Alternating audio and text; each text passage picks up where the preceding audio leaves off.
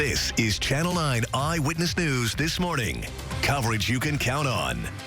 Right now on Eyewitness News this morning, thousands of runners are in town for the annual Walt Disney World Marathon weekend, and some of the winners just crossed the finish line.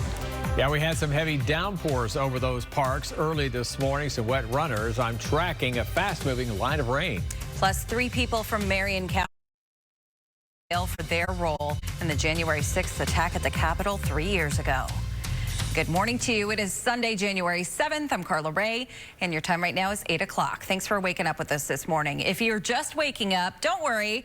There have been some marathon winners already this morning, so you're not feeling lazy or anything as we get you out the door with this live look at Lake Eola and our skyline in downtown Orlando. You can tell we've had some showers this morning. Let's get over to Certified Chief Meteorologist Tom Terry in Severe Weather Center 9. Certainly not lazy by any means, even if you haven't run a marathon. Yeah, well, a lot of folks are like, what are you doing on the air? Is there bad weather coming? No, we're good. The jacket would be off, trust me. But right now we have 50s outside, coolest weather we've had so far today. And yes, it wasn't your imagination. You may have slept through it, or maybe you heard it on the windowsill. We've had a fast-moving batch of downpours. It's now moving past New Smyrna. Hit Daytona about an hour ago.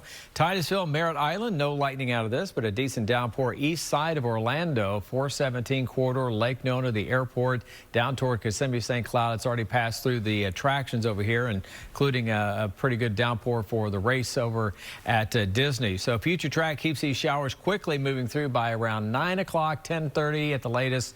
This thing is long gone, and we'll actually see a mostly cloudy sky, but a decent Sunday. 10 o'clock in the morning, Melbourne, the last vestige of showers goes through. Temperatures upper 60s. Then coming up a little bit later, we're going to talk about our next big storm system. Tuesday, I've already declared a weather alert day. We've got some time, but this is going to be a big impact across the southern half of the country. Carla? All right, already planning when I'm going to walk the dog on Tuesday. Well, right now, the Walt Disney World Marathon is just about coming to an end. The first set of runners took off from the start line just after 5 o'clock this morning, and now some of those runners are crossing the finish line bit by bit. Channel 9 Sam Martello joins us live. And Sam, thousands of people are participating in this race, and we've got some winners. We do, Carla. Thousands of people from all over the country, and we actually have a live look out there right now for you to take a look at it, what's going on. Actually, it might be video from earlier this morning we're going to take you to, but our photographer is out there right now, and some runners have made their way back already. Both the first man and woman runners have crossed the finish line. Vanilson Nieves was first for the men and finished in 2 hours and 26 minutes. This is his second win of this marathon. He won it back in 2022. He is here from Brazil. Now for the women, Stephanie Muscat was first for the women and finished in 2 hours and 48 minutes. And this is looking like it is her first win of this Disney marathon. Now we hope to hear from both of them sometime this morning. And now some wheelchair racers have also made their way back and crossed the finish line. We spoke with the winner of the women's push rim wheelchair marathon race. Here's what she had to say. It's fun. It's unlike any other race because you have so many characters and so many unique elements, and you know, the fun of being through the parks, and it's just kind of neat. Now, of course, we'll continue to bring you live updates throughout the morning and let you know just exactly how this marathon race finishes out at Walt Disney World. That is a live look there now at the finish line as those runners are coming back one by one, crossing that finish line. So stay with us. We'll bring you another update here coming up at 8:30. But for now, live in studio, Sam Martello, Channel 9 Eyewitness News. And Sam, the winner, Vanilson Nieves, he beat his own time from 2022 by a full 4 minutes, which is a lot. Marathon. Well, Floridians could possibly see the abortion issue on the ballot this year. There's a proposed constitutional amendment to ensure abortion access in Florida before viability. According to the Florida Division of Elections website, more than 911,000 people have signed a petition in favor of that measure. That's enough to get the issue before voters in November. The political committee, Floridians Protecting Freedom, is sponsoring that proposed amendment. State Attorney General Ashley Moody, though, is against placing the proposal on the ballot. She says the wording of the measure is misleading, but the Florida Supreme Court has the final say. It needs to sign off on the wording for the proposed amendment to make the ballot, and a hearing is scheduled for next month. New this morning, a Marion County man is in jail accused of being sexually active with a minor. Deputies say the teen had been reported missing from Ohio, but a video game helped them find her. Deputies say 31-year-old Thomas Ebersole met the 16-year-old online. He drove to Ohio to meet the girl, and then they drove back to his home in Denellen. Investigators say he admitted to having a romantic relationship with the teen and had planned to hide her in his home and make her his wife. He's facing several charges. Meantime, the FBI arrested 3 people from Central Florida who were part of the Capitol riots. They're also now in the Marion County Jail, and they are just a few of the more than 1,200 people who've been arrested in connection to the January 6th attack. Channel 9's Chantel Navarro has been digging through the documents relating to their arrests. Right now, police are investigating a deadly shooting in downtown Orlando. It happened just after 2 this morning on the first level of a parking garage located on South Orange Avenue. Police say a man is dead. They have not released any information about the victim or said whether they have a suspect in this case, but they're asking anyone who saw what happened to call Crime Line. Winter Park police are warning about a recent surge in car thefts in the area. They say that the vehicles impacted were unlocked or had the keys still inside. They say that those vehicles are being taken right out of driveways and even garages, both day and night. The police department is asking everyone to always lock their cars and don't leave your keys inside the vehicle. Well, some parts of Fort Lauderdale had a tornado pass through last night. Take a look at these images. The storm damaged boats, homes, and power lines. Residents shared these videos showing the damaging winds moving closer to downtown and setting off sparks and flames. So far, no reports of any injuries, which is good news, but the National Weather Service's investigators will be out there this morning assessing the damage to determine just how strong that tornado was. All right, and at 8:08, we finally got some clearing skies behind you, Tom. We had some rain that moved through this morning pretty quickly. Right. Yeah, it's through Metro Orlando and moving eastbound. In fact, it's not quite to Cocoa Beach just yet, but we're still taking a look at the beautiful sunrise shot here. Temperature still at 62 degrees. We're cooling down a little bit across the area today, and there's this fast-moving batch of downpours. Perhaps you're stepping out the door for the first time and everything's all wet. What happened? Well, a thin line of showers coming through. No lightning out of this, but still a quick downpour for Titusville, Port St. John, just now moving on the east side of Orange County, right over Lake Nona and into Kissimmee now with a pretty good downpour.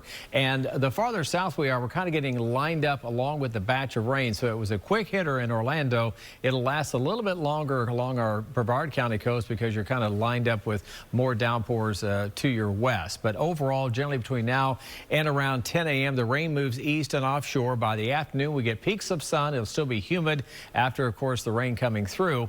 And then we get to next week, and I'll have more time to talk about this in just a minute, but next Tuesday afternoon through about 8 o'clock or so. This is our next severe weather event. We think that'll come through. Our next weather alert day, severe weather system, wind gusts over 60, and isolated tornadoes are possible. So we've got a big storm system we're still tracking, and I'll have much more for us coming up. Carla. All right, lawmakers are working to help protect children while on social media platforms. Coming up, the mandatory changes that those platforms will need to make when it comes to crimes against children. And ahead, what a survey is showing about residential help for human trafficking survivors here in Central Florida. Then next, a warning from law enforcement about a cyber scam that cost one family $80,000. Drone 9, only on Channel 9 Eyewitness News, getting you closer over the scene of breaking news. Drone 9, sponsored by StrataAC.com. You ought to call Strata. The latest new breaking details live, only on WFTV tonight. Start the new year in luxury. See our entire inventory at LexusofWinterPark.com. Good morning. Welcome back. Coming up on 8:14, you are with me this morning. Cassie with the morning off. Beautiful shot. We had some brief downpours in downtown Orlando and made for a wet moment over at the Disney Marathon. Still runners out there, but we did have a heavy downpour. Moved past Metro Orlando. It's long gone, though, now. 57 degrees. That's our coolest of the day so far. Fast-moving batch of rain.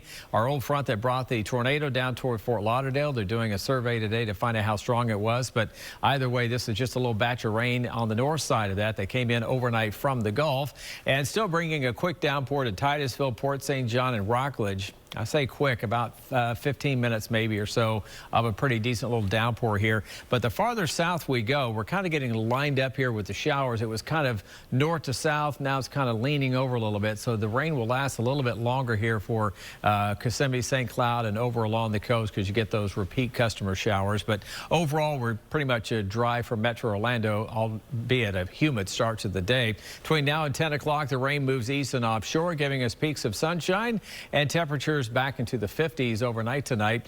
Coming up, we want to spend some time talking about next Tuesday. Okay, a few days out, but it's going to be getting here quickly. We do have a level 2 risk of severe weather from the Storm Prediction Center. Wind gusts over 60, maybe higher than that. Could be 60 to 70 mile per hour wind gusts here.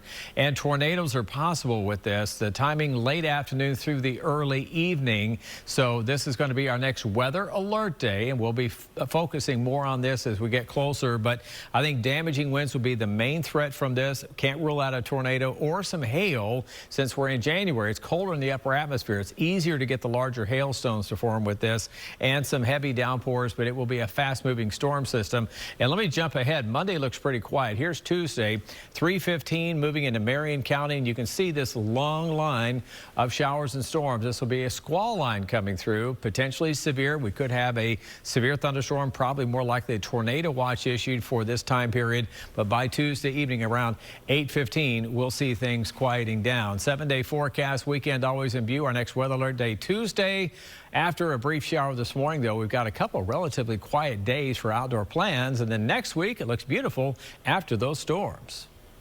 A teenager in Utah is safe after being the victim of a scam known as cyber kidnapping. Scammers are targeting foreign exchange students and their families and walking away with tens of thousands of dollars. ABC's Derek Dennis explains. There's also a proposal in Congress to help tech companies improve safety for kids on social media.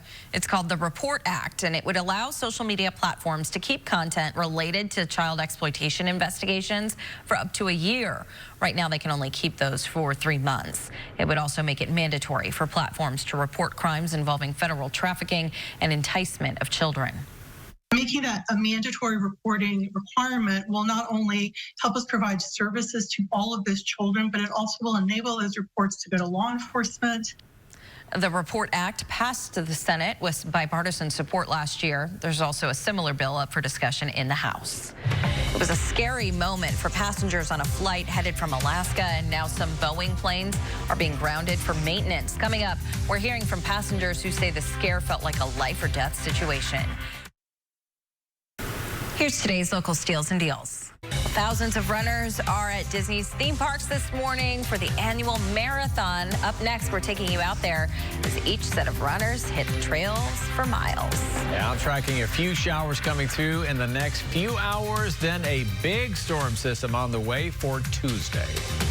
And now here are some ideas on how you can spend your Sunday. For a complete list, go to WFTV.com/things to do.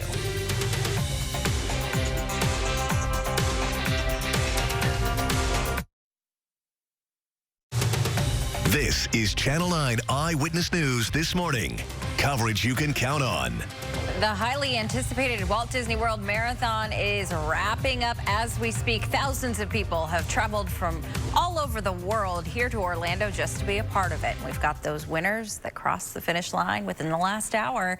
Good morning to you. It is Sunday, January 7th. I'm Carla Ray, and your time right now is coming up on 8:30. As we get you out the door, we have a live look over at Cocoa Beach where we've got clouds to start our Sunday. We've had some quick moving showers through parts of Orlando already. Let's get over to certified chief meteorologist Tom Terry up early for us this morning in Severe Weather Center 9. Now as early as 2:45 was, but right True. now we're coming up on 8:28. We've had some rain move right through Metro Orlando where temperatures are still in the upper 50s. It's going to be a beautiful afternoon though. And again, a fast moving batch of showers. These started early this morning. When I came in the station early, they were approaching the Gulf Coast and they are quickly on the move, moving at about 45 miles an hour. Titusville, Port St. John, it's already moved through I-4. Still some showers southeast of Lake Nona, St. Cloud. A good downpour for you now. This is all moving east rapidly toward Brevard County. So you've got some rain coming through, but it will not last very long. Altamont Springs, we're going to continue warming up into the mid-60s, and we've already seen some rays of sunshine coming through after the wet start. Daytime highs today back in the low to mid-60s. And our next storm system, we'll talk more about this over the next several days, but this is going to be Tuesday. More big thunderstorms. In fact, Tuesday is our next weather alert day. This is still a ways down the road, but I want you to start thinking now about Tuesday late afternoon through Tuesday early evening around the drive time. Damaging winds and a tornado threat. Carla? All right, Tom, thank you. We know we'll be watching you for those updates on Tuesday. Well, right now, the Walt Disney World Marathon is coming to an end. The first set of runners took off from the starting line just after 5 o'clock this morning, and now many more runners are crossing the finish line bit by bit. Channel 9's Sam Martello joins us live. And Sam, thousands of people have participated in this race, and we've got some winners. We do. More than 12,000 people were expected to participate in the marathon, coming from all over the world. And we actually have a crew out there live right now. We'll go ahead and take a look at what that finish line is looking like right now. That's what you are looking at. Here's a live look at the finish line as runners make their way back. Both the first man and woman runners have crossed the finish line, as well as many others after them. Vanilson Neves was first for the men and finished in 2 hours and 26 minutes. He came all the way from Brazil, and this is his second Walt Disney World Marathon win. He won it back in 2022 as well. And Stephanie Muscat was first for the women and finished in 2 hours and 48 minutes. This looks to be her first Walt Disney World Marathon win. And some wheelchair racers have also made their way back and crossed the finish line. So this race is wrapping up here on Eyewitness News this morning. We will have a full wrap up for you at noon. Live in studio, Sam Martello, Channel 9 Eyewitness News. Sam, thank you. I feel like those people crossing the finish line there in that live look were a little too relaxed for having just run 26 miles. Well, congratulations to all the winners. Approximately half of the human trafficking survivors who sought shelter or longer-term housing in a safe house last year were right here in Central Florida. After reporting on this issue, legislation was finally put into place for those homes to be under a set of standards. And now a new state survey as part of that process is showing that there are more residential programs for human trafficking survivors here in Central Florida than in any other part of the state. And DCF is planning to announce the rules and processes for safe houses moving forward on Wednesday of this week. The Federal Aviation Administration is temporarily grounding some Boeing 737 MAX 9 planes after this. You see right there, part of the plane blew off midair. This was an Alaska Airlines flight. Officials say it was part of the aircraft's fuselage, and it happened shortly after takeoff, but the plane was already 16,000 feet in the air. Passengers reported hearing a loud boom and then a whooshing sound, and then those oxygen masks came down. When the oxygen mask came down, my mind was like, oh my God, something is seriously wrong. You could hear the heavy breathing. And then from there, I just kept thinking of my family. It was hard we were all trying not to panic. Insane. Thankfully, none of the 171 passengers were hurt. Several, though, said that there were people actually sitting in that row. I guess a boy and his mother were sitting in that row, and his shirt was sucked off him and out of the plane, and his mother was holding onto him. And she said her own little boy's phone went out, too. The flight, which was headed to California, made an emergency landing in Portland, Oregon. The NTSB will investigate how this happened. Today, Osceola County deputies are giving out toys to kids. Coming up next, we're going to tell you what time and where you need to be to pick up one of those toys. Well, Carla, fast-moving downpours are on the move toward our coast. I'm updating the rest of your Sunday. Good morning, 8:36 already on a Sunday morning. We have a relatively nice morning start after some rain came by. 57 degrees currently. These showers came in from overnight rain in the Gulf, and they're moving quickly at about 45 miles an hour toward the East Coast. Have already passed through the villages, Ocala, the Apopka area, downtown Orlando, and now moving into northern parts of Merritt Island, Titusville, Port St. John.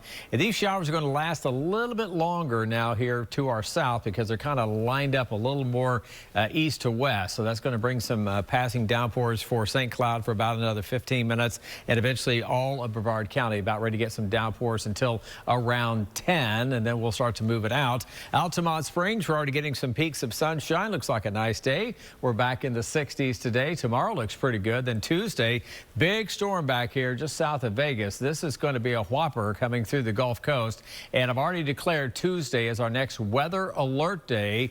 Timing between about 3 o'clock far north and west Marion County till around 7 to 8 o'clock along our east coast. Storms will be moving with wind gusts over 60 miles an hour. Can't rule out a tornado either. And all the way through Tuesday at the drive time. Look at that, 6 p.m. Tuesday. We have rain and storms coming through. Our next weather alert day Tuesday. Rain likely there. Otherwise, pretty quiet weather. Then Tuesday, then another storm system next week. Carla? Kind of all over the place, Tom. Thank you. Well, the Osceola County Sheriff's Office is inviting the community to a toy giveaway for Three Kings Day. The event is for children ages 12 and under to receive one free toy while supplies last. Now, this was originally set up for yesterday, which was Three Kings Day, but weather forced it to be rescheduled to today. The toy giveaway starts at noon. It'll be held at a drive-through style event at the Osceola County Sheriff's Office headquarters. Well, because there's such a high demand for the drug Ozempic, authorities say people are taking advantage of the issue now. Coming up, why they say you need to make sure that your prescription isn't counterfeit. The FDA wants you to be aware of counterfeit versions of a diabetes drug that's also being used for weight loss. Nationwide, there's been a rise in demand for Ozempic, and that's led to the production of counterfeit versions. So far, 5 illnesses tied to the fake versions of that drug have been reported. So now the FDA and the drug maker are testing them to see if they include ingredients that are not approved. There is no way to figure out what is the medication inside of the pen and whether it's going to be beneficial versus harmful. Is advising wholesalers, pharmacies, and healthcare workers now are being advised by the FDA to make sure that they have the authentic Ozempic. Here's a live look outside, finally clearing skies over downtown Orlando after those quick-moving showers this morning. We'll have a final check of your weather right after this break. Well, what a treat for us this morning to have the chief in the house. My pleasure. Y'all folks are like, is there a big storm coming? No. Well, yes, but not till Tuesday. I'm just filling in for Cassie. I like to do this once a year. Prove that I can still do it. Get up in the morning. He's just trying to mark it off early in January, so he's good for the rest of the year. Well, Cassie's got a good day off today, and we are all going to be watching these showers moving toward the East Coast right now. Titusville, Cocoa Beach, Melbourne, you're coming up between now and around 10 a.m. And then by the afternoon, the peaks of sun take over. We're going to be back in the 50s overnight, but a beautiful day coming up for us. And our next big storm system, we'll talk more about this at noon today, will be next Tuesday afternoon and evening, our next weather alert day. By then, I may not have my jacket on. You're already calling it for Tuesday. That's right. All right. Thank you. Thank you for watching Channel 9 Eyewitness News this morning. Remember, you can get the latest weather news at WFTV.com anytime during the day. Good Morning America airs here at 9 o'clock. Tom and I will see you back here at noon. Until then, have a great morning.